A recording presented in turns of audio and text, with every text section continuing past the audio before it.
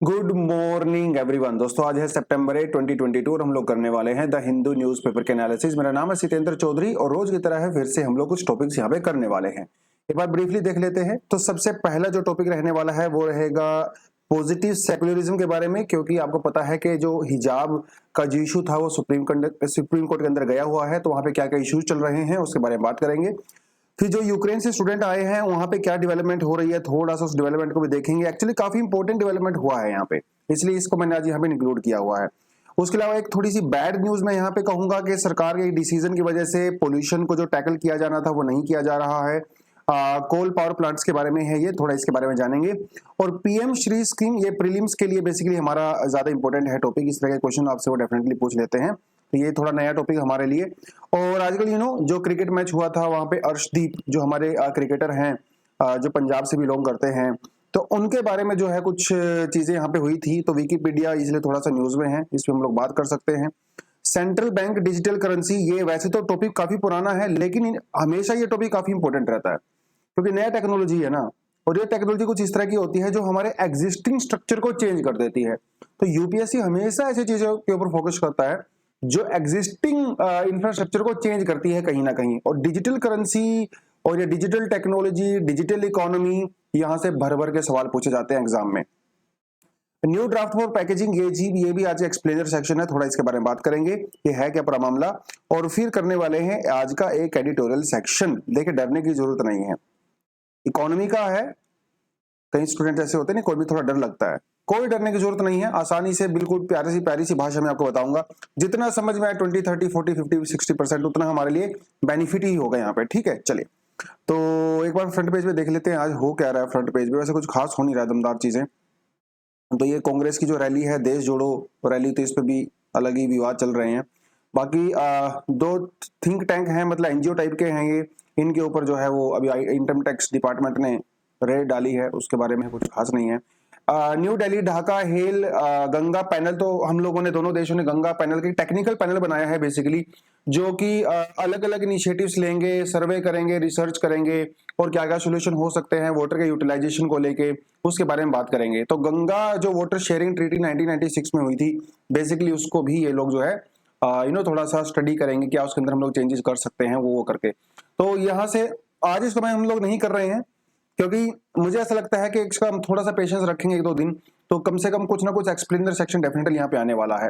तो तब थोड़ा इस टॉपिक के बारे में थोड़ा डीपली हम लोग जाके पढ़ सकते हैं। बाकी फ्रंट पेज पे हमारी जो सीतारमैया जी हैं, हमारी जो मिनिस्टर साहिबा हैं, तो उन्होंने कहा है कि भाई देखिए अभी हमारी जो प्रायोरिटी है ना वो इन्फ्लेशन नहीं है। बहुत हो गया इन्फ्लेशन इन्फ्लेशन, पिछले 3 साल से हम लोग इन्फ्लेशन इन्फ्लेशन चिल्ला रहे हैं। तो उन्होंने बोला चिल्लाते रहो, अभी इन्फ्लेशन हमारा टारगेट है ही नहीं, हमारा टारगेट है जॉब्स ग्रोथ। तो सरकार की प्रायोरिटी चेंज होती रहती हैं, तो खैर उन्होंने ये कहा है। और यहीं से आज हम लोग एक्चुअली आज का एडिटोरियल भी करने वाले हैं, तो उससे हम लोग इसको रिलेट कर सकते हैं क्योंकि आज का पूरा एडिटोरियल भी इन्फ्लेशन के ऊपर है। तो यहाँ से देखेंगे। बाकी ये कुछ फालतू की चीजें हैं। कर्तव्य पथ, जो राजपथ था उसका नाम कर्तव्य पथ चेंज कर दिया गया है, इसको थोड़ा सा देख लेंगे। चलिए जी, तो एक तो छोटी सी अनाउंसमेंट जो हमेशा मैं करता हूँ, 11 सितंबर से यानी कि 2 दिन बचे हुए हैं आपके पास सिर्फ। और हम लोग करने वाले हैं भैया अपना एनसीईआरटी का कोर्स लॉन्च। तो जो भी स्टूडेंट हैं जो इंटरेस्टेड है एनसीईआरटी पढ़ने में यूपीएससी के पर्सपेक्टिव से, ठीक है, यूपीएससी के हिसाब से एनसीईआरटी पढ़ना अलग होता है, यूजुअली नॉर्मल जो एनसीईआरटी पढ़ना होता है वो अलग होता है। तो हम आपको यूपीएससी के पर्सपेक्टिव से पढ़ाएंगे, अच्छे से पढ़ाएंगे, डिटेल में हर चैप्टर हर चीज कवर की जाएगी। जो भी स्टूडेंट एडमिशन लेना चाहते हैं तो ये लिंक आपको नीचे डिस्क्रिप्शन में मिल जाएगा, इस पे आप क्लिक करके जो है सारी इंफॉर्मेशन ले सकते हैं। ठीक है जी, लेकिन कोई भी स्टूडेंट वीडियो को बिना लाइक करे नहीं जाएगा। आज वैसे कुछ खास है नहीं, लता मंगेशकर जी का जन्मदिन है आज, तो आप उनको जो है बधाइयां दे सकते हो। आपका अगर जन्मदिन है आप कमेंट सेक्शन में बताइए, कल हम आपको बधाई दे देंगे। और जो दूसरे स्टूडेंट आपका कमेंट पढ़ेंगे वो आपको तुरंत के तुरंत बधाई दे देंगे।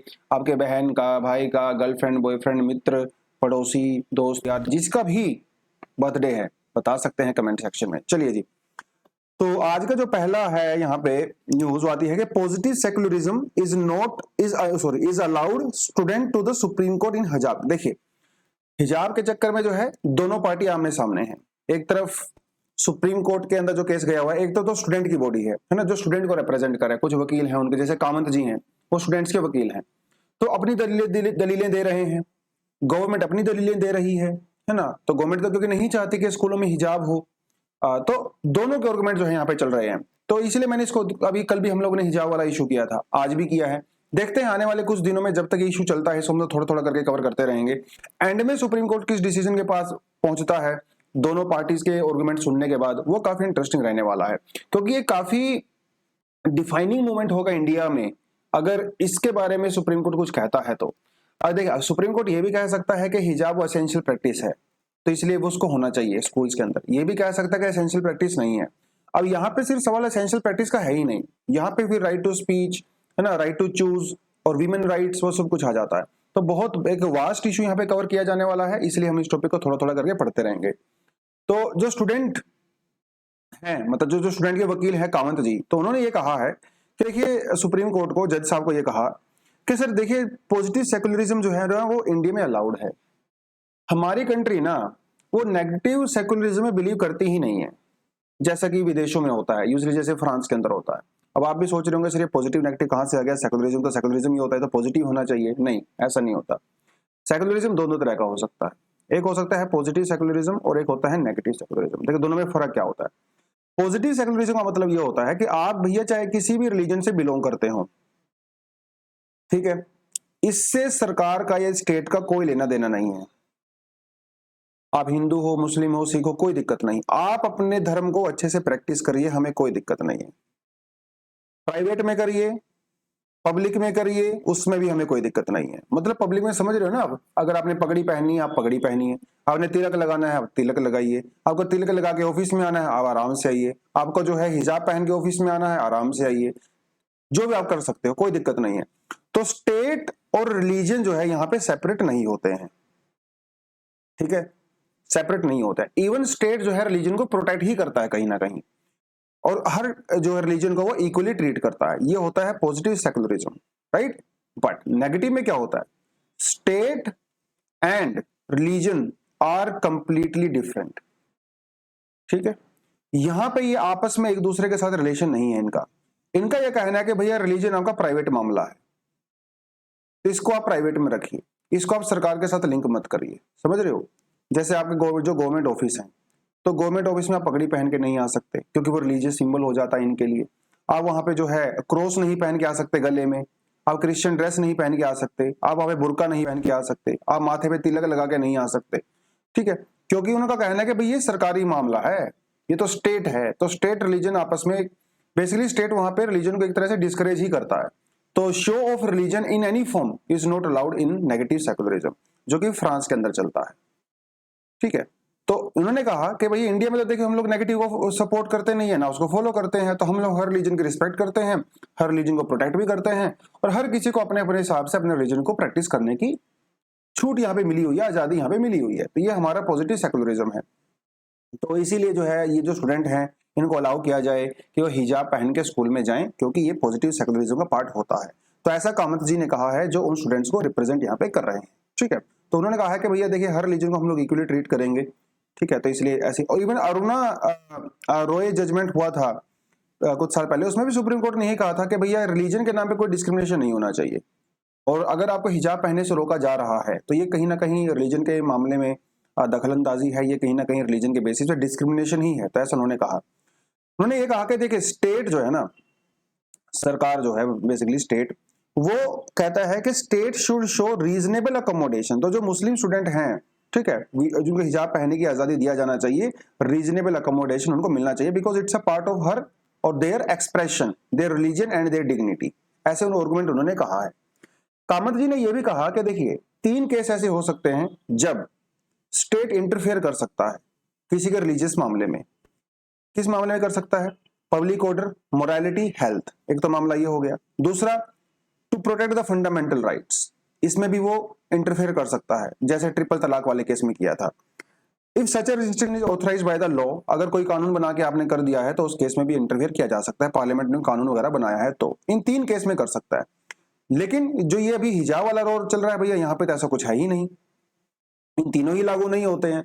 तो ये कुछ कुछ उनके आर्गुमेंट है। हालांकि सुप्रीम कोर्ट ने भी कुछ सवाल जवाब उनसे किए हैं, उनको उसको हम लोग, मैं इसके अंदर इंक्लूड नहीं करूंगा क्योंकि ये तो फिर तो ऐसे तो पूरा वो जुडिशरी वाली क्लास ही हो जाएगी, है ना। लेकिन ठीक है, इतने आर्गुमेंट हम लोगों ने कर लिए, आज के लिए सफिशिएंट है। आगे देखते हैं इस केस में क्या रहता है। एक ये पुराने क्वेश्चंस हैं, खैर इनका आंसर भी यहाँ पे दिया हुआ है, आप थोड़ा इसको पढ़ सकते हो अपने लिए।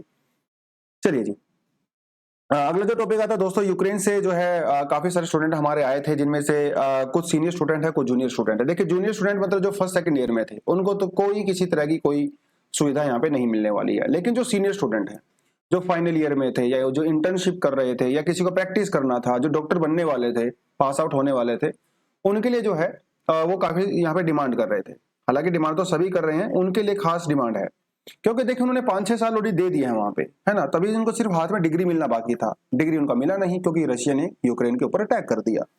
तो वो सोल्यूशन मांग रहे थे सरकार से, काफी समय से कह रहे थे कि भैया आप हमारे यहाँ पे चाहे सरकारी या प्राइवेट किसी भी कॉलेज में एडमिशन करवा दीजिए, ठीक है, हमारा यहाँ पे इंटर्नशिप हो जाएगा, हमारा फाइनल ईयर क्लियर हो जाएगा, हमें डिग्री मिल जाएगी, हम डॉक्टर बन जाएंगे। अदरवाइज तो हमारे लाइफ के 5-6 साल चले जाएंगे, डिप्रेशन में तो वैसे ही आ गए हैं। ये डिमांड उनकी चल रही थी। अब सरकार ने, देखिए हम लोगों ने कल भी ये आर्टिकल किया था, सरकार ने ये कहा था कि हम लोग नेशनल मेडिकल कमीशन से जो है बातचीत करेंगे। कल नहीं, 3-4 दिन पहले किया था, और हमें थोड़ा सा समय दे दीजिए। तो सरकार ने जो है 7 तारीख का समय मांगा था, कल तक का। तो अभी गवर्नमेंट जो है एक डिसीजन में पहुंची है। गवर्नमेंट ने यह कहा है कि ये जो बच्चे यूक्रेन से आए हैं, देखिए इंडिया में तो भैया आपको एडमिशन नहीं मिलेगा, ये तो उन्होंने कर दिया है साफ साफ मना। एक बात हो सकती है, आप किसी दूसरे देश से जाके जो है बाकी का अपना काम जो है पूरा कर लीजिए, एमबीबीएस कर लीजिए, ठीक है, आपका फाइनल ईयर इंटर्नशिप आपको जो भी करना है, उसके बाद आप जो है यूक्रेन की ही यूनिवर्सिटी आपको एमबीबीएस की डिग्री दे देगी, ठीक है। अगर उस देश की, मान लो जैसे आप अगर रोमानिया जाते हो, ठीक है, आप रोमानिया जा सकते हो, आप पोलैंड जा सकते हो। यूक्रेन की गवर्नमेंट ने ऑलरेडी कुछ यूनिवर्सिटी से बात कर लिया है, इंडिया की गवर्नमेंट ने भी उन यूनिवर्सिटी से बात कर लिया है, और वो इन बच्चों को वहां पे एडमिशन देने के लिए तैयार भी हैं, ठीक है, कि वहां पे जाइए आप आराम से डिग्री ले सकते हो। तो ये यूक्रेन की यूनिवर्सिटी से डिग्री इनको मिल जाएगा। ये सरकार का कहना है कि आप किसी दूसरे देश में चले जाइए, ठीक है। तो वो उन्होंने कहा कि ये हमारे लिए अभी सोल्यूशन है, इंडिया की कॉलेजेस में आपको एडमिशन देना पॉसिबल नहीं है। एक तो वहां पे सीट्स ऑलरेडी फुलफिल्ड है, ठीक है, तो इतना ज्यादा बर्डन इंफ्रास्ट्रक्चर के ऊपर हो जाएगा, आपको हम लोग अकोमोडेट नहीं कर सकते। दूसरी बात, वो बच्चे प्रॉपर काउंसलिंग के थ्रू आए हैं, राइट, उन्होंने पेपर क्लियर किया, काउंसलिंग के थ्रू आया, तो वो सारी चीजें होती हैं। तो वो तो वैसे भी अलाउड यहाँ पे होगा नहीं, ये तो इनको पहले से पता है, वो वैसे डिमांड कर रहे थे। खैर, तो स्टूडेंट ने कहा कि भाई देखो हमें पता है कि ये कानून के खिलाफ है, लेकिन एक आप हमें कम से कम एक टाइम का रिकमेंड कर सकते हो, छूट दे सकते हो। अब ये वॉर रोज रोज तो नहीं होते हैं। उन्होंने कहा सरकार के, नहीं देखिए अभी तो फिलहाल ये पॉसिबल नहीं है, तो आप ये जुगाड़ यहाँ पे लगा सकते हो, दूसरे देशों में जा सकते हो। अब बच्चों का कहना है कि देखिए बच्चों का और उनके पेरेंट्स का तो जेन्युइन से कंसर्न है। उनका कहना है कि देखो यार, एक तो अगर हम पोलैंड में, इस रोमानिया कहीं भी जाते हैं, तो उनकी फीस का यहाँ पे दिक्कत आएगा, ठीक है। ऑलरेडी इनकी इन्वेस्टमेंट सारी डूब चुकी है ना, इतने पैसा खर्चा हो चुके हैं, अभी नया पैसा कहाँ से लाएंगे वहां पे पढ़ने के लिए, क्योंकि यूक्रेन वाली फीस में तो एडजस्ट होने से रहे। दूसरी बात, इन्होंने ये कहा कि काफी समय से हमारी पढ़ाई भी चली गई है, ना तो हमारी कोई ऑनलाइन क्लासेस हो रही हैं, ना हमारी कोई फिजिकल क्लासेस हो रही हैं, है ना, हम थोड़ा आउट ऑफ टच हो गए हैं पढ़ाई से। तभी बच्चे वहां पे जाएंगे, एग्जाम वगैरह देंगे, तो कैसे तैयारी करेंगे, तो फेल हो जाएंगे, वैसे ही उनको डिग्री मिलने वाली नहीं है ना। तो ये कुछ कुछ चीजें जो है इन्होंने यहाँ पे कहा है, और अब देखते हैं क्या रहने वाला है। पूरा मामला तो यही है। अब कोई सरकार ने कोई ऐसा नाम नहीं लिया, लेकिन रोमानिया, पोलैंड वगैरह ये जो कंट्री है ना, इनका यूक्रेन के साथ ऑलरेडी काफी अच्छे रिलेशनशिप है, और यूक्रेन की सरकार ने भी कहा है कोई बात नहीं, आप आइए बातचीत कर लीजिए। खैर, अब देखना ये रहेगा कि पूरे मामले में बात क्या होती है। लेकिन ये जो पूरी की पूरी जो चीजें हैं ना, सुविधाएं, वो सिर्फ सीनियर स्टूडेंट को ही दी जाएंगी, और जूनियर स्टूडेंट बेचारा क्या करेगा, वो अलग बात है। आप मुझे कमेंट सेक्शन में अपना ओपिनियन जरूर बताइए, आपको लगता है कि ये जो स्टूडेंट आए हैं वहां से, इनको प्राइवेट कॉलेजेस में हमारे यहाँ पे या सरकारी कॉलेज में इनको एडमिशन मिलना चाहिए, ठीक है, और उसका आप मुझे जो है जस्टिफिकेशन भी बताओगे, ठीक है, नहीं तो क्यों, हाँ तो क्यों। चलिए, breather for local plants draw anguish. Anguish का मतलब होता है एंगर, ठीक है, एंगर। ब्रीदर मतलब रिलीफ, है ना, आपकी सांस रुक रही है, आप सफोकेट हो रहे हो, आपको जो है ऑक्सीजन मास्क लगा दिया जाता है, तो क्या होता है, वो ब्रीदर ही तो होता है। आपने खिड़की खोल के सांस ले लिया, आपकी हवा दम घुट रहा था, ब्रीदर। तो किसके लिए ब्रीदर है ये कोल पावर प्लांट के लिए ब्रीदर है भाई, कोल पावर प्लांट के लिए। तो उनको ब्रीदर थोड़ी देना है, उनको तो बंद करना था ना। अब यहाँ पे समस्या क्या है कि कोल पावर प्लांट से जो है बहुत सारे पोल्यूटेंट्स निकलते हैं, सल्फर डाइऑक्साइड निकलता है, नाइट्रोजन ऑक्साइड्स निकलते हैं, मर्क्यूरी निकलता है ना, और ये सब कहाँ जाते हैं बाद में, एयर में जाते हैं। एयर से भैया हमारे लंग्स में चले जाते हैं, और लंग्स में एक बार चले गए तो आपका राम नाम सत्य कभी भी हो सकता है, ठीक है, आपकी एज वैसे भी कम हो जाती है। अब इसके लिए जो है सरकार ने क्या कहा था कि एक तो देखिए हमारा जो ग्रीन हाउस गैसेज है उनके एमिशन को कम करना है, पॉल्यूशन को कम करना है। अब ये सरकार का टारगेट तो है ही, राइट। पेरिस वाला भी है हमारे पास, क्योटो प्रोटोकॉल भी हमारे पास, स्वच्छ भारत मिशन की भी बात करते हैं, एयर क्वालिटी इंडेक्स भी हमारे पास है। तो सरकार करना चाहती थी ये सब, वो करना भी चाहिए, है ना। अब हुआ क्या, गवर्नमेंट ने इसके लिए टारगेट सेट किया था। टारगेट सेट था कि दिसंबर 2015 तक ये जितने भी कोल पावर प्लांट हैं इनके अंदर कुछ ऐसे इंस्ट्रूमेंट ऐड किए जाएंगे, लगाए जाएंगे, जो कि इन पोल्यूटेंट्स को कैप्चर कर लेंगे और जिसकी वजह से हवा में नहीं जाएंगे। अब ये टारगेट था भाई 2015 का। जैसे किसी ने टारगेट रखा कि मैं 2020 में यूपीएससी क्लियर कर लूंगा, 2020 में नहीं हो पाया, 21 में तैयारी किया, 22 में तैयारी किया, 24 में तैयारी किया, ऐसे ऐसे होता है ना। और सरकार का पहला टारगेट था 2015, वो टारगेट अचीव नहीं हो पाया क्योंकि ये जो कोल पावर प्लांट वाले हैं ये कह रहे हैं सरकार को, देखो भाई इसमें तो बहुत पैसा खर्चा होगा, हमारी इनकम कम हो जाएगी। अब इनकी अपने जुगाड़ होते हैं, है ना, सरकार के साथ बातचीत कर रहे हैं। फिर गवर्नमेंट ने कहा चलो कोई बात नहीं, हम आपको 2017 तक का टाइम देते हैं। 2017 भी चला गया, फिर सरकार ने टारगेट दे दिया 2022 का, इस साल का टारगेट था वो। अभी फाइनली गवर्नमेंट ने इस टारगेट को भी एक्सटेंड कर दिया है 2024 के लिए। मतलब भैया टारगेट वो यूपीएससी की तरह उनके एक्सटेंड होते ही चले जा रहे हैं। रूल तो ये कहता है, अभी जो लेटेस्ट नोटिफिकेशन आया है कि एनसीआर के 10 किलोमीटर के आसपास के रेडियस में पावर प्लांट जितने भी हैं वो 2024 तक ऐसी मशीनें लगाएंगे। ठीक है, मशीनों का नाम क्या है, डी सल्फ्यूराइजेशन इक्विपमेंट। ये जो है जैसे हमारे ऐसे फर्नेस होता है ना, तो इस फर्नेस के यहाँ लगाए जाते हैं, तो जो कि सल्फर नाइट्रोजन डाइऑक्साइड वगैरह था फिल्टर हो गया जाता है। सुनने में मैकेनिज्म आपको बहुत आसान सा लग रहा होगा, लेकिन काफी महंगी मशीनें आती हैं, इनको फिट करना और वो सारी चीजें अलग, बहुत अलग चीजें हो जाती हैं। ठीक है, अब देखते हैं क्या रहेगा टारगेट। तो जो एनसीआर के 10 किलोमीटर के एरिया में है उसको 2024 तक करना है, जो क्रिटिकली पोल्यूटेड एरियाज के अंदर हैं उनको 2025 तक करना है, और बाकी के बचे हुए को 2026 में करना है पूरे देश में। तो ये टारगेट है, और मुझे तो पक्का पता है कि 2024 में भी इस टारगेट को एक्सटेंड किया जाएगा 2026-27 के लिए। वैसे भी इलेक्शन होने वाले हैं, उस समय क्या नई सरकारें आएंगी, अगली सरकार के ऊपर रिस्पॉन्सिबिलिटी छोड़ी जा सकती है। खैर, तो ये बैड न्यूज है, सही तो नहीं है। खैर, ये cabinet approves as PM Shri scheme. वैसे हम लोगों ने स्कीम को पहले किया हुआ है, क्योंकि ये देखिए 5 तारीख को जो है टीचर्स डे था, राइट। तो टीचर्स डे के दौरान जो है स्कीम को लॉन्च किया गया था, जिसमें ये कहा गया था कि पूरे देश में 14,500 जो स्कूल्स हैं उनको रिवैम्प किया जाएगा। रिवैम्प समझते हो ना, उनका सिलेबस, उनका इंफ्रास्ट्रक्चर, है ना, सब कुछ रिवैम्प किया जाएगा। स्मार्ट बोर्ड लगाए जाएंगे, बेंच लगाए जाएंगे, बिल्डिंग बढ़िया बनाई जाएगी, सिलेबस के अंदर भी काफी चेंजेस किए जाएंगे। कितने, 14,500। बेसिकली इनको मॉडल स्कूल बनाना है। ठीक है, ये सरकार ने कहा था, और ये किसके तहत होने वाला है, न्यू एजुकेशन पॉलिसी के तहत होने वाला है। ठीक है, अब केजरीवाल जी कह रहे हैं कि भैया ये इतनों को क्यों कर रहे हो, देश में तो लाखों स्कूल हैं, आप सभी के ऊपर अप्लाई करिए अगर आपको इतना अच्छा करना ही है तो। लेकिन यहाँ पे है कुछ समस्याएं, अभी थोड़ी देर में बताऊंगा अगली स्लाइड में समस्याएं क्या है। पहले ये समझ लेते हैं कि पीएम श्री स्कीम है क्या। बता दिया वैसे आपको, इनका मॉडर्न करना है, उनको ट्रांसफॉर्मेशन करना है, होलिस्टिक मेथड ऑफ एजुकेशन उनको देना है, पहली बात तो ये। तो वो चीजें हैं। एनुअल जो स्टेटस हमारा एजुकेशन रिपोर्ट है उसने भी कहा था कि हमारी कंट्री में बहुत सारे बच्चे ऐसे जो ड्रॉप आउट हो जाते हैं, ठीक है, उनको भी टैकल करना है। इंफ्रास्ट्रक्चर अच्छा नहीं है, बॉयज के लिए गर्ल्स के लिए अलग अलग टॉयलेट नहीं है, बच्चों के पास डिजिटल सुविधाएं नहीं है, तो वो सब चीजें यहाँ पे टेक केयर की जाएंगी बेसिकली इसके तहत। ठीक है, ये सेंट्रली स्पॉन्सर्ड स्कीम है, पहले आपको ये बता दूं। थोड़ा पैसा इसमें सेंटर देती है, मैक्सिमम मेजरली पैसा सेंटर देती है, थोड़ा पैसा इसमें स्टेट भी देने वाले हैं। अब देखिए कौन से स्कूल को सिलेक्ट किया जाएगा, 14,500 कौन से स्कूल होंगे। ये वो स्कूल होंगे जो स्टेट गवर्नमेंट अग्री करेगी कि भैया हम यहाँ पे नेशनल एजुकेशन पॉलिसी अप्लाई करना चाहते हैं। सब स्कूलों के अंदर तो पॉलिसी अप्लाई नहीं हो सकती, कुछ कुछ में ही होगी, तो पहले स्टेट की परमिशन लेनी पड़ेगी। अब आप ये सोच रहे होंगे सर स्टेट की परमिशन क्यों लेनी है, ये बहुत जरूरी है, क्योंकि एजुकेशन है ना वो एक स्टेट सब्जेक्ट, सेंटर का सब्जेक्ट नहीं है। तो स्टेट अलाउ करेगा सेंटर को कि आप इस पर्टिकुलर स्कूल के अंदर पीएम श्री स्कीम लगा दीजिए। जब वो अलाउ करेंगे तभी उसको लगाया जाएगा। मोस्टली स्टेट्स ने तो ऑलरेडी कह दिया कि हम इसको अप्लाई करने वाले नहीं है, खासकर सदर्न इंडियन स्टेट्स हो गया, इवन दिल्ली हो गया, ठीक है, उन्होंने कह दिया कि भैया स्टेट सब्जेक्ट हम इसको नहीं करेंगे। तो कुछ ऑब्जेक्शन है, क्योंकि नेशनल एजुकेशन पॉलिसी में यह कहा गया है कि 3 लैंग्वेज पॉलिसी की बात कही गई है। 3 लैंग्वेज समझते हो ना, आपको एक इंग्लिश सिखाई जाएगी, हिंदी सिखाई जाएगी, और एक आपकी रीजनल लैंग्वेज सिखाई जाएगी। तो कई सारे सदर्न इंडियन स्टेट्स हैं, है ना, तमिलनाडु वगैरह खासकर, वो कह रहे हैं कि भाई हम लोग इस 3 लैंग्वेज पॉलिसी को अप्लाई नहीं करेंगे। क्योंकि वो एनईपी के अंदर आता है। तो उन्होंने सीधा सीधा मना कर दिया कि हम इसको करेंगे ही नहीं। दूसरी बात, इस नेशनल एजुकेशन पॉलिसी के अंदर ये भी कहा गया है कि mandatory school entry at the 3 years, जब बच्चा 3 साल का हो जाएगा तो उसके स्कूल के अंदर जो है मैंडेटरी है उसका एडमिशन करवाना है।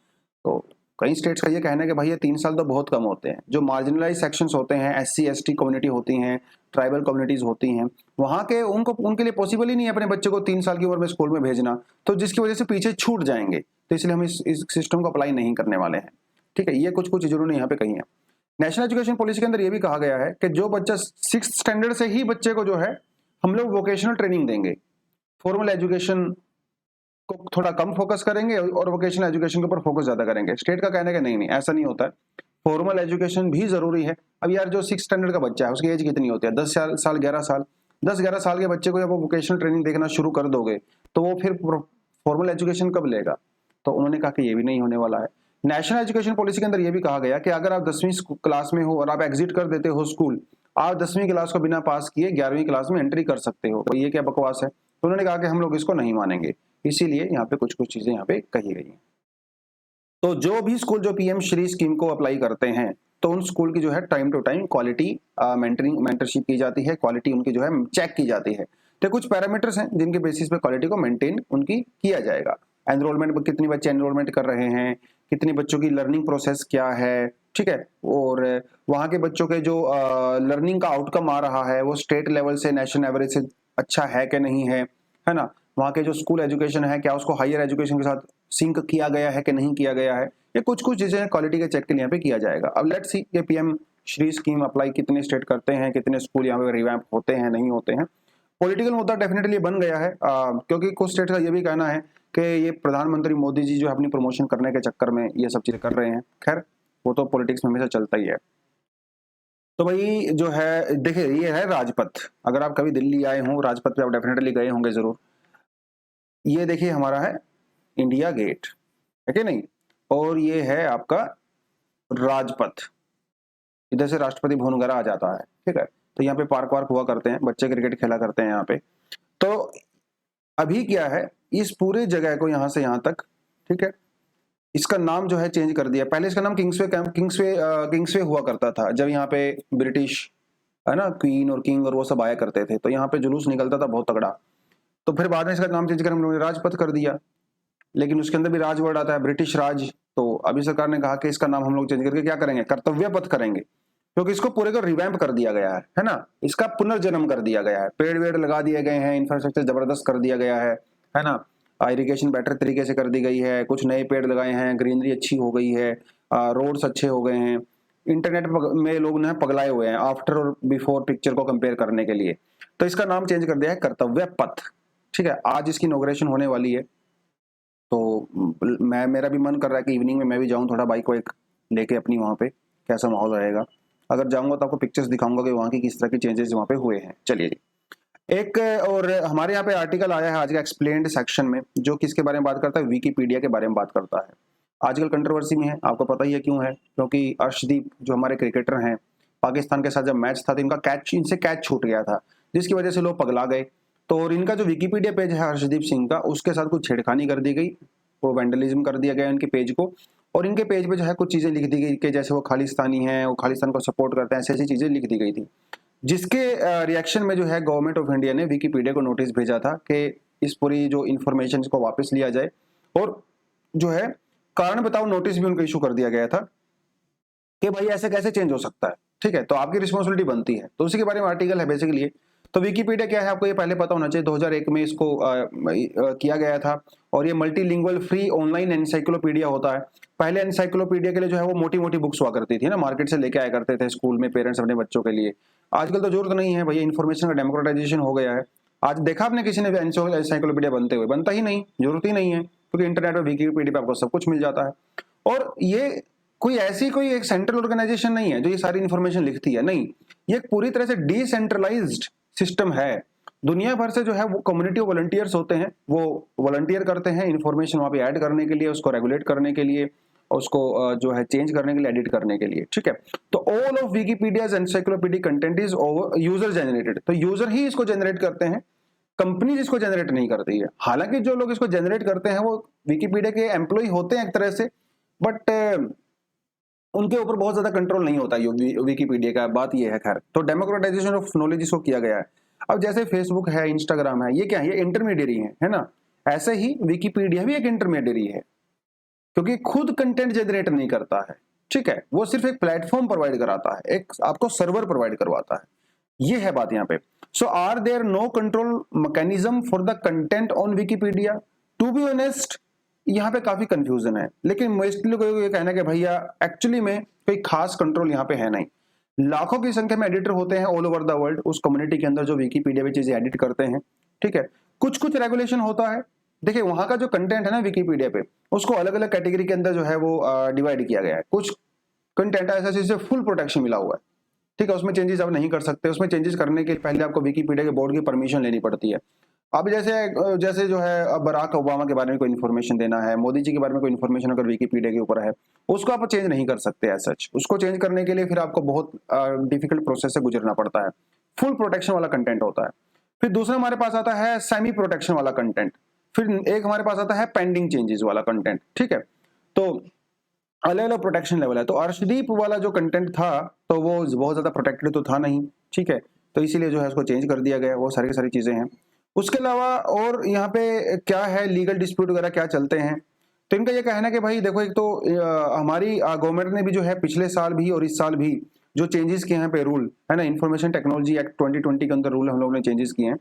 तो जिसमें इंटरमीडिएरी गाइडलाइंस दी गई थी digital media ethics code rule 2021 के तहत, जिसके अंदर ये कहा गया था कि अगर कोई भी इस तरह का इंटरमीडिएरी जो प्लेटफॉर्म है, अगर वो ऑब्जेक्शनेबल इंफॉर्मेशन डालते हैं तो गवर्नमेंट को नोटिस भेज सकती है। अगर वो इंफॉर्मेशन फॉल्स है, अनट्रू है, और अगर वो हेट वगैरह या किसी को मिसलीड करती है या किसी पर्सन को हरास करती है, ठीक है, तो उस केस में उस इंफॉर्मेशन को हटाया जा सकता है। तो इस बार भी ऐसा ही हुआ। सरकार ने इनको नोटिस भेजा, ठीक है, इन्होंने तुरंत उसको नोटिस किया और इंफॉर्मेशन को जो है चेंज कर दिया। तो ये कुछ कुछ चीजें डेफिनेटली यहाँ पे हो सकती हैं, क्योंकि ये जो अब आप सोच रहे होंगे सर इनके खिलाफ हम डायरेक्ट कार्रवाई क्यों नहीं कर सकते, है ना, उनको 2-4 ऑफिसर को पकड़ के लाओ, जेल में डाल दो। नहीं, ऐसा नहीं होता है, क्योंकि ये जो कंपनीज होते हैं इनको इंडेमनिटी मिला होता है, इम्यूनिटी मिला होता है एक तरह से, ठीक है। इम्यूनिटी का मतलब ये होता है कि भाई अगर ये कोई अपने प्लेटफॉर्म पे चीजें डालती हैं तो ये प्लेटफॉर्म डायरेक्ट रिस्पॉन्सिबल नहीं होते हैं। जो आदमी इनके प्लेटफॉर्म के ऊपर कंटेंट क्रिएट करके डाल रहा है वो पर्सन रिस्पॉन्सिबल हो सकता है, ठीक है, क्योंकि दे आर जस्ट इंटरमीडियरी, ठीक है। अब आप रोड के ऊपर चल रहे हो, अब आपने उसने रोड के ऊपर कोई क्राइम कर दिया, ठीक है, आपने किसी को छेड़ दिया, किसी को मार दिया, एक्सीडेंट हो गया। अब वो रोड जिसने बनाया है वो रिस्पॉन्सिबल थोड़ी ना उसके लिए, है ना, इट्स जस्ट अ प्लेटफॉर्म। आपने क्राइम किया है ना, आप रिस्पॉन्सिबल हो। It is something like that. तो इसीलिए जो है बहुत ज्यादा कार्रवाई इनके ऊपर होती नहीं है। तो ये था थोड़ा सा मामला। यूपीएससी के पर्सपेक्टिव से बिल्कुल इंपॉर्टेंट खास है नहीं, कभी कभार कोई एग्जांपल देने के काम आ सकता है। आईटी रूल्स वगैरह में कुछ सवाल आपसे पूछ लिया जाए, ठीक है, एथिक्स कोड्स वगैरह के बारे में हल्का फुल्का मेंशन कर सकते हैं। The mandatory requirements for the packaged commodity, तो जो पैकेज सामान होता है, आप चिप्स लेके आते हो मार्केट से, है ना, आप लेज लेके आते हो, बहुत सारी चीजें पैकेज्ड हम लोग खाते हैं, तो उनके ऊपर कुछ इन्फॉर्मेशन लिखा होता है। कुछ इन्फॉर्मेशन फ्रंट के ऊपर होती है, कुछ इन्फॉर्मेशन बैक के ऊपर होती है, छोटे छोटे अक्षरों में होती है। उसके अंदर क्या कंटेंट होता है ना, प्रोटीन, सोल्ट, फैट और छोटे छोटे जो है माइक्रो न्यूट्रिएंट्स वहाँ पे लिखे होते हैं, विटामिन, एनर्जी, शुगर, वो सब लिखा होता है। अब उसको थोड़ा सा चेंज करने की यहाँ पे जरूरत है। क्यों जरूरत है? देखिए, एक तो दिक्कत क्या थी कि ये जो पैकेजिंग कंपनी वगैरह है ना, ये प्रॉपर इन्फॉर्मेशन जो है वहाँ पे अपनी देती नहीं है। प्रॉपर, जैसे एक एग्जांपल आपको दूं, जैसे एलोवेरा, एक फेस वॉश आता है, एलोवेरा का फेस वॉश आता है।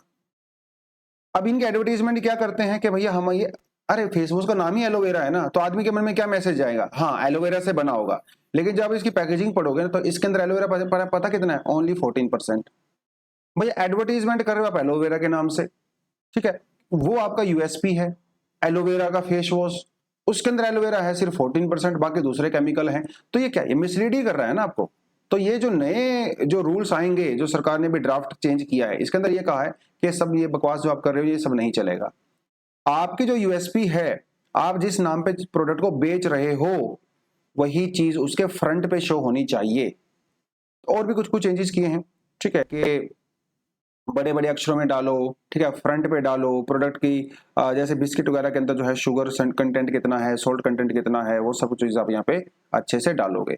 ये अभी अभी ड्राफ्ट है, अभी कानून नहीं बना है। ये ड्राफ्ट का मतलब ये होता है कि सरकार का जस्ट प्रपोजल है, अभी आपके लिए ये सजेशन वगैरह दे सकते हो गवर्नमेंट को अगर आपको देना है।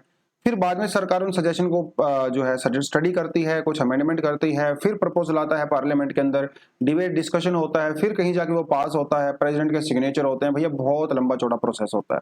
It is just a draft now, ठीक है। लेट्स सी आगे इसमें क्या होने वाला है, कुछ इंटरेस्टिंग ही होगा।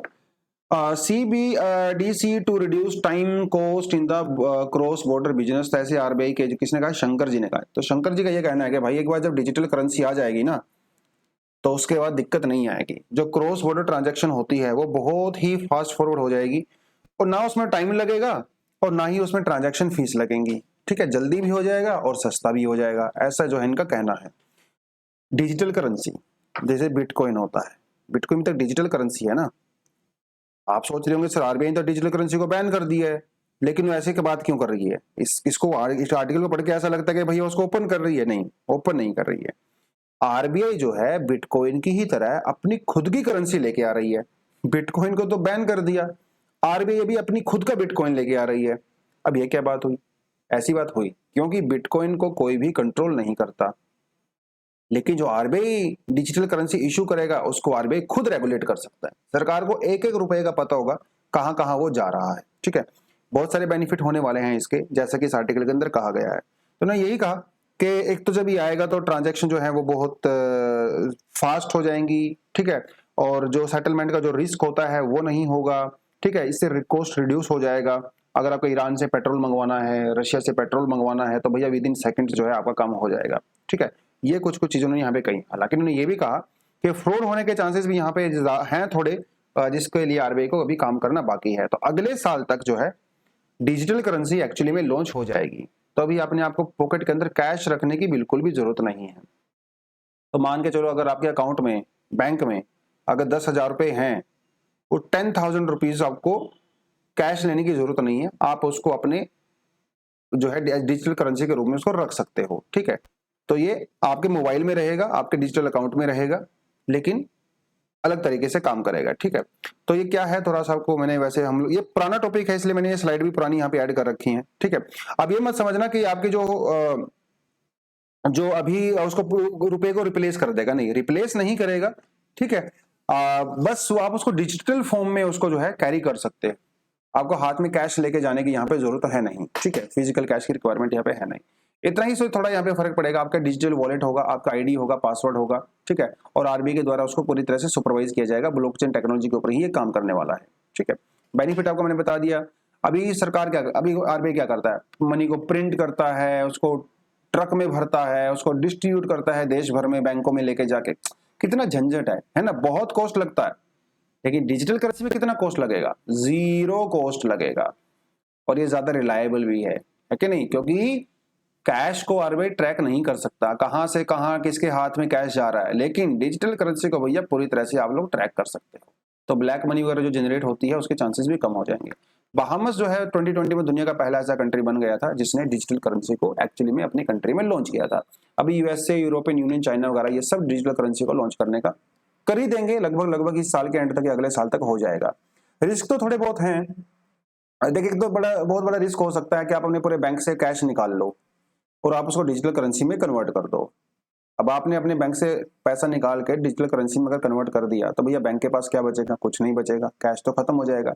हो सकता है जिसकी वजह से बैंकों की जो लायबिलिटी है वो भी, उसके ऊपर भी इंपैक्ट यहाँ पे पड़ सकता है। एक तो ये चीजें हो गई। एक चीज ये हो गई कि अभी अगर आपका कैश बैंक के अंदर पड़ा है तो रिस्पॉन्सिबिलिटी किसकी है? बैंक की है। रिलायबिलिटी किसकी है? बैंक की है। लेकिन अगर आपने डिजिटल करेंसी में उसको चेंज कर दिया तो लायबिलिटी किसकी हो जाएगी? आरबीआई के ऊपर हो जाएगी, है ना। तो क्योंकि अभी पैसा जो है ना वो बैंकों की बैलेंस शीट से आरबीआई की बैलेंस शीट में शिफ्ट हो रहा है। ये कन्वर्जन किस तरह से होगा, इसमें क्या दिक्कतें आएंगी, ठीक है, वो अलग बातें हैं। और समस्याएं हैं थोड़ी बहुत, चैलेंज भी हैं, कुछ सोल्यूशन भी हैं। जैसे प्राइवेसी, ठीक है, कैसे आप मैनेज करोगे और ये ऑपरेशन कैसे करोगे, क्योंकि बिल्कुल नया टेक्नोलॉजी है, वो कैसे करेंगे। इंटरेस्ट वगैरह, रेट वगैरह का यहाँ पे कैसे इंप्लीमेंटेशन होगा, है ना। कुछ कुछ चीजें हैं तो वो देखना रहेगा किस तरह से काम करेगा। बट ये एक अच्छा कंसेप्ट है, नया कॉन्सेप्ट है। दुनिया चेंज हो रही है, डिजिटल दुनिया हो रही है, तो अब हर चीज डिजिटल होगी, करेंसी भी डिजिटल होगी। और जिस तरह से इंडिया में लोग यूपीआई का भर भर के यूज करते हैं 2-2 रुपए के लिए भी, तो डिजिटल करेंसी के लिए भी एकदम से हम लोग पागल होने वाले हैं, कैसे वो काम करेगा देखना रहेगा, इंटरेस्टिंग। खैर, तो देख ही लिया था हम लोगों ने फ्रंट पेज पे कि सीतारमन जी ने क्या कहा था। उन्होंने कहा था कि भैया इन्फ्लेशन हमारा फोकस है ही नहीं, हमारा फोकस किस चीज पे है, ग्रोथ के ऊपर है। अब यहाँ पे दो चीजें हो सकती हैं, सरकार ने पिछले 34 मंथ से भैया जोर लगा लिया, गवर्नमेंट ने भी लगा लिया और आरबीआई ने भी लगा लिया इन्फ्लेशन को कंट्रोल करने के लिए, लेकिन हो ही नहीं रहा है। ऐसी बात नहीं गवर्नमेंट ने कोशिश भयंकर की है, बट हो नहीं रहा है। यूएसए के अंदर भी ऐसा ही हो रहा है, यूरोप के अंदर भी ऐसा हो रहा है। वहां तो भैया 40-50 साल की सबसे ज्यादा इन्फ्लेशन चल रही है, एकदम जो है एड़ी चोटी का जोर लगा रहे हैं, लेकिन फिर भी नहीं हो रहा है इन्फ्लेशन कंट्रोल। इसका मतलब जो इन्फ्लेशन कंट्रोल करने की हमारी मेथोडोलॉजी है उसके अंदर कुछ ना कुछ दिक्कत है, तभी तो कंट्रोल नहीं कर पा रहे हैं। अगर इतना कुछ हाथ में होता तो भैया समस्या होती ही क्यों, राइट। ये थोड़ी सी बात आपको समझनी पड़ेगी।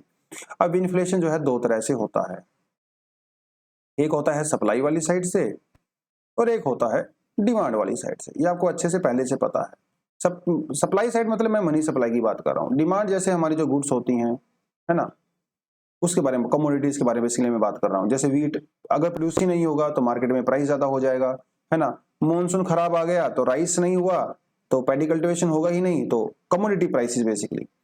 और यहाँ पे आता है मनी सप्लाई। अब ये मनी सप्लाई को कंट्रोल करना बहुत आसान है ना। ये तो आरबीआई के हाथ में होता है। इंटरेस्ट रेट इंक्रीज कर दो, इंटरेस्ट रेट डिक्रीज कर दो, रेपो रेट इंक्रीज कर दो, रेपो रेट डिक्रीज कर दो, उससे फर्क पड़ जाता है। ये बहुत आसान है, इसके ऊपर कोई ज्यादा कंट्रोल ना तो आरबीआई का है और ना गवर्नमेंट का है, लगभग लगभग आप ये कह सकते हो। तो उसके बारे में इन्होंने बात कहा है। इनका कहना है कि भैया जो है अभी गवर्नर ने कहा है आरबीआई के कि नेक्स्ट 24 मंथ्स में, मतलब अगले 2 सालों में हम लोग इन्फ्लेशन को 4% के ऊपर लेके आएंगे, जो कि हमारा यूजुअली टारगेट रहता है। पिछले 34 मंथ से इंडिया में इन्फ्लेशन जो है वो अपने टारगेट से ऊपर ही चल रही है। 5-6%, 7% भी चली गई थी, एक बार तो 8.5% भी चली गई थी, जो बहुत ज्यादा है। तो इन्होंने कहा कि 34 महीने से चल रहा था, अभी भैया थोड़ा सा और सहन कर लो। कितना थोड़ा, 2 साल और सहन कर लो, ऐसा आरबीआई उन्हें गवर्नर ने कहा है। अब ये तो इंडिया की बात हो गई। जब हम लोग वेस्टर्न कंट्रीज बात करते हैं, वेस्टर्न कंट्रीज में भी जो है ऐसा ही मॉडल अपनाया जाता है, जिसे ही कहते हैं इन्फ्लेशन टारगेट। हम लोग एक इन्फ्लेशन को टारगेट करके चलते हैं और उसी के ऊपर पूरी तरह से फोकस करते हैं। अब देखिए होता क्या है, आपको दुनिया की जो भी हिस्ट्री है ना दोस्तों, दुनिया की हिस्ट्री एक्चुअली पॉलिटिकल हिस्ट्री नहीं होती है, इकोनॉमिकल हिस्ट्री होती है। ठीक है, जैसे जैसे किसी भी स्टेट का, किसी भी किंगडम का, किसी भी एम्पायर का अगर वो इकोनॉमी स्ट्रांग होता है तो उसकी पॉलिटिक्स भी स्ट्रांग होती है। ऐसा कभी इतिहास में आज तक हुआ नहीं है कि भैया इकोनॉमी के तो जो है हालत खराब है लेकिन पॉलिटिक्स बहुत स्ट्रांग है, स्टेबल है। नहीं, अगर इकोनॉमी खत्म हो रही है तो पॉलिटिक्स कभी भी स्टेबल नहीं रह सकती, ऐसा हमेशा होता है। तो इकोनॉमी में बहुत सारी प्रॉब्लम्स आती हैं और जैसे जैसे प्रॉब्लम्स आती हैं उसका सॉल्यूशन हम लोग फाइंड आउट करने की कोशिश करते हैं। ऐसे ही एक बहुत बड़ी प्रॉब्लम 1930s में भी आई थी, जिसे हम लोग ग्रेट डिप्रेशन के नाम से जानते हैं। अमेरिका में शुरू हुआ था ग्रेट डिप्रेशन, स्टॉक मार्केट पूरी तरह से खत्म हो गया था, बैंक्स बंद हो गए थे, हालत बहुत खराब थी। क्यों, ऐसा क्यों हुआ था? क्योंकि 1930s तक अमेरिका में जो है एडम स्मिथ की पॉलिसी अपनाई जाती थी, जो कहता था कि भैया सब कुछ प्राइवेट कर दो, गवर्नमेंट का कोई भी कंट्रोल नहीं होना चाहिए किसी भी चीज के ऊपर। इसको वो लोग फॉलो करते थे। 1930s में जो है तब तो अच्छा चल रहा था, 1930s में जो है इस चीज की जो है लूप होल नजर आने लगे। जब ये डिप्रेशन आया तो फिर रियलाइज किया गया, अब अमेरिका में डिप्रेशन आया, यूरोप में डिप्रेशन आया, सोवियत यूनियन में नहीं आया। क्यों? क्योंकि वहां पे तो प्राइवेटाइजेशन था ही नहीं, वहां पे सारी चीजें सरकारी कंट्रोल में थी। तो जब ये डिप्रेशन आया तो कुछ लोग आपस में मिले बैठे, उन्होंने कहा कि भैया क्या किया जाए, रशिया वाले तो मजा लूट रहे हैं, उनको तो कोई डिप्रेशन आया नहीं, हम तो यहाँ पे लुट के बैठ गए। तो किसी ने सजेशन दिया कि क्यों ना हम लोग प्राइवेट को और गवर्नमेंट को या स्टेट को, दोनों को मिक्स कर दें। तो सब कुछ प्राइवेट हाथ में ना छोड़े, थोड़ा सा गवर्नमेंट का कंट्रोल भी होना चाहिए, हल्का फुल्का है। उससे पहले तो कुछ था ही नहीं। ये सॉल्यूशन जो उन्होंने सजेस्ट किया, इस सॉल्यूशन किसने सजेस्ट किया? उनको जो है कीन्स कहा जाता है, उन्हें जो है कीनीशियन इकोनॉमी कहा जाता है। तो उनका ये कहना है कि कभी कभी जब प्राइवेट सेक्टर के बस की बात ना हो तो गवर्नमेंट भी वहां पे इंटरफेयर कर सकती है। जैसे मान लो इकोनॉमी बहुत डाउन जा रही है, लोगों के पास काम धंधा नहीं है, परचेसिंग पावर खत्म हो गई है, तो प्राइवेट सेक्टर के बस की बात नहीं है इसको टैकल करना, तो गवर्नमेंट यहाँ पे इंटरफेयर कर सकती है। कैसे? गवर्नमेंट बहुत सारी स्पेंडिंग करेगी, सड़कें बनाएगी, रोड बनाएगी, पोर्ट्स बनाएगी, जिसमें लोगों को हायर करेगी। लोगों को हायर करेगी तो उनको सैलरी देगी, सैलरी देगी तो परचेसिंग पावर बढ़ेगा। ऐसा किया जाता है। ऐसा आज नहीं, ऐसा हमेशा से किया जाता था। अभी कल ही मैं जो है उदयपुर से नहीं, जोधपुर से आया हूँ। ठीक है, जोधपुर में एक उमायद भवन है। ठीक है, उमायद भवन ये दुनिया का one of the most expensive, one of the largest hotels में से गिना जाता है। ठीक है, उमायद भवन, हॉलीवुड की सेलिब्रिटीज आती हैं भैया यहाँ पे शादियां वादियां मनाने। उमायद भवन को बनाने के पीछे की इंटरेस्टिंग स्टोरी बड़ी इंटरेस्टिंग है। तो जोधपुर वाले जो उसमें वहां चल रहा था, ड्रॉट चल रहा था, ड्रॉट। तो लोगों की फसलें बर्बाद हो गई थी, काम धंधा था नहीं, परचेजिंग पावर खत्म हो गई थी। तो जोधपुर के जो राजा थे उन्होंने जो है बहुत मैसिव प्रोजेक्ट चलाया इस होटल को बनाने का। अब तो होटल बन गया, तब तो होटल था नहीं ना, तब तो ये उनका राजशाही मकान हुआ करता था, महल। तो जब अब उन्होंने लोगों को हायर करना शुरू कर दिया, लोगों ने हायर किया, लोगों ने काम किया, उनको सैलरी मिली और इकोनॉमी चलना स्टार्ट हो गया। तो इसे कहते हैं गवर्नमेंट स्पेंडिंग। इसे पहले भी, अब जैसे दिल्ली में जो है रेड फोर्ट बना हुआ है, या बहुत सारी चीजें बनी हुई हैं, पुराने समय की जितनी भी बिल्डिंग्स बनी हुई हैं, तो इनका पर्पस राजा को खुश करना नहीं होता था कि राजा का मन किया मैंने ऐसी चीज बना दिया। इनका पर्पस जो है इकोनॉमी भी हुआ करता था, है ना। इसे गवर्नमेंट स्पेंडिंग कहते हैं, जैसे आजकल किया जाता है, सड़कें रोड्स वगैरह बनाई जाती हैं। तो इनका यह कहना है, तो इसे कहते हैं कीनीशियन मॉडल, जो कि 1930s के बाद जो है वो अप्लाई किया गया। चलो जी, कोई बात नहीं, इसने भी बहुत बढ़िया काम किया। 1930 से चलते चलते जो है हम लोग पहुंच गए 1970 के ऊपर। 1970 में जो है ऑयल क्राइसिस आ गया। मिडिल ईस्ट की बहुत सारी कंट्री ने आपस में ग्रुप बना लिया और इन्होंने कहा कि हम लोग ऑयल की प्रोडक्शन को कम करेंगे, ऑयल की प्रोडक्शन कम होगा तो ऑयल का प्राइस बढ़ेगा। कार्टेल बना लिया बेसिकली इन्होंने। और यूरोप के अंदर और अमेरिका में आ गया स्टैगफ्लेशन। स्टैगफ्लेशन समझते हो ना, जब इन्फ्लेशन बहुत हाई होती है और अनएम्प्लॉयमेंट भी बहुत हाई होती है। अब इसका सॉल्यूशन तो भैया पुरानी वाली पॉलिसी के पास था नहीं, क्योंकि ये प्रॉब्लम तो कभी सोची ही नहीं थी कि ऐसा भी होगा, इन्फ्लेशन भी होगा और लोग बेरोजगार भी घूमेंगे। अब इसका क्या किया जाए? फिर जो है इन्होंने इसको सॉल्यूशन के लिए जो है इन्फ्लेशन टारगेट करना शुरू कर, नया policy, this is the newest policy, जिसमें क्या होगा, जो आरबीआई होगी या जो सेंट्रल बैंक्स होते हैं वो इन्फ्लेशन को टारगेट करेंगे और उसको कंट्रोल करेंगे। किसके थ्रू? इंटरेस्ट रेट के थ्रू। ठीक है, क्योंकि इंटरेस्ट रेट डिपेंड करता है किसके ऊपर? मनी सप्लाई के ऊपर। तो फिर 1970 के बाद एक और इकोनॉमिस्ट आए, जैसे कीन्स आए थे 1930s के बाद, जिनको कहा जाता है मिल्टन फ्रीडमैन। ठीक है, 1975 1976 में नोबेल प्राइज भी मिला था इकोनॉमी के लिए। तो इन्होंने कहा कि इकोनॉमी की जितनी भी प्रॉब्लम है सबका कारण और सबका सॉल्यूशन एक ही है, मनी सप्लाई। इन्फ्लेशन को कंट्रोल करना है तो मनी सप्लाई को कंट्रोल करो, इन्फ्लेशन को खुला छोड़ना है तो मनी सप्लाई को खुला छोड़ दो। तब से लेके आज तक इसी मॉडल को अप्लाई किया जाता है, आज भी किया जाता है कि नहीं? आरबीआई करता है repo rate, reverse repo rate. अब ये जो मॉडल मिल्टन फ्रीडमैन ने दिया था, ये जो अमेरिकन कंट्रीज और यूरोपियन कंट्री में तो काम कर देता है, वहां ज्यादा उसकी दिक्कत है नहीं। ठीक है, ये इंडिया में काम नहीं करता है, क्योंकि इंडिया में इन्फ्लेशन का मेजर कारण मनी सप्लाई है ही नहीं। हमारे यहाँ पे जो मेजर कारण है वो है कमोडिटी प्राइस। कभी व्हीट प्रोड्यूस नहीं हुआ, कभी राइस प्रोड्यूस नहीं हुआ, कभी दूसरी फसलें प्रोड्यूस नहीं हुई। कमोडिटी प्राइसेस इंपॉर्टेंट है। और इसमें दुनिया में क्या हो रहा है? इन्फ्लेशन मनी सप्लाई की वजह से इंक्रीज नहीं हो रहा है भाई।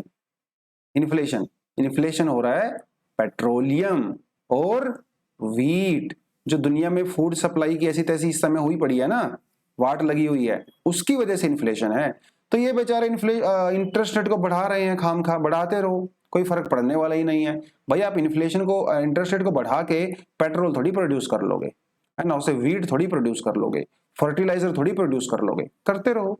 तो ये जो मॉडल है जो वेस्टर्न कंट्रीज के अंदर था, बाद में हमारे इकोनॉमिस्ट ने इसको फॉलो करना शुरू किया। तो इनका ये कहना है कि फुल प्रूफ मॉडल है नहीं। ठीक है, सिर्फ मनी सप्लाई को टारगेट करने से भाई कुछ नहीं होगा। नया समय है, नई प्रॉब्लम है, नया सॉल्यूशन की यहाँ पे रिक्वायरमेंट क्या है? रिक्वायरमेंट सबको पता है, रिक्वायरमेंट तो वही है कि एग्रीकल्चर प्रोडक्शन बढ़ाइए, डिस्ट्रीब्यूशन बेटर तरीके से करिए, है ना। चलिए, एक ही आपकी सेल्फ स्टडी के लिए एक आर्टिकल छोड़ के जा रहा हूँ। उज्बेकिस्तान में जो है एससीओ की नई मीटिंग होने वाली है, तो एससीओ के बारे में थोड़ा सा आपको यहाँ पे पढ़ना है। उसके अलावा हमारे पास कुछ एडिशनल आर्टिकल भी हैं जो आप यहाँ पे जाके पढ़ सकते हैं। तो दोस्तों आज के लिए इतना ही है। Thank you very much, all the best, जय हिंद।